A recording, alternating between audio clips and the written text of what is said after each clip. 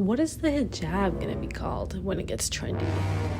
Anything that trends, that becomes an aesthetic, has to be aligned with whiteness. It's about taking culture from minority groups and basically appropriating it to work with mainstream society and aligning it with whiteness as much as you possibly can. For example, think about Kim Kardashian when she posted an Instagram picture in 2018 wearing cornrows and captioning the photo wearing my Bo Derek braids. Essentially, Bo Derek had worn the same hairstyle that she was wearing, the cornrows, and she had credited her hair to mimicking the same style that Bo Derek had. But the style is not coined by Bo Derek. Matter of fact, it belongs to the Black community. It's a hairstyle that they've been using for years and years and years in order to protect their hair. And her reaction to people getting upset about the fact that she had credited Black culture to a white woman just goes to show how out of touch she was. Culture is literally being stripped from these people and just being displayed as nothing but an aesthetic, nothing but a style, nothing but a fashion choice. And even then, it is never credited to the groups of people whom this culture belongs to. The issue lies in white people, or even other people in general, taking these parts of people's cultures and not even understanding the significance, the history, or the context behind these styles or these pieces of clothing. These pieces of clothing, they have no significance to the people who are wearing it, to the people who are appropriating these cultures, but to the people who this culture belongs to, these things have value, they have significance, they serve a purpose that means more than just a fashion statement, and that gets completely pushed off to the side. And that is one way that you start to erase people's identity, by completely ignoring the significance of their cultural practices. The beautiful thing about diversity is that we are also different, that different cultures have different norms, different practices, different traditions, different style of clothing, different way of doing things. That is what keeps us unique. It's a way for us to be able to identify ourselves. It is a way to be able to celebrate ourselves and our people. The thing too is that with a Scandinavian shawl, for example, Desi people have been wearing that. You can easily identify us by our clothing, and that is part of it. The dupatta is part of that. But because we're Desi, that is not good enough. It needs to be aligned with European values. It needs to be aligned with a European aesthetic in order for it to be trending, in order for it to be seen as beautiful, in order for it to be seen as something desirable and something fashionable. It's like the very existence of people of color needs to be erased. Our culture and our beauty that makes us different and stand out in our own ways, it needs to start aligning with European values. You also can't forget about racism and the fact that racism exists. I remember being young, and anything that felt too ethnic was the butt of every joke. If you see a older woman wearing a traditional salwar kameez and her dupatta across her neck, you are going to associate her with being a fob. She doesn't fit in with the Western society. She's wearing her cultural clothes,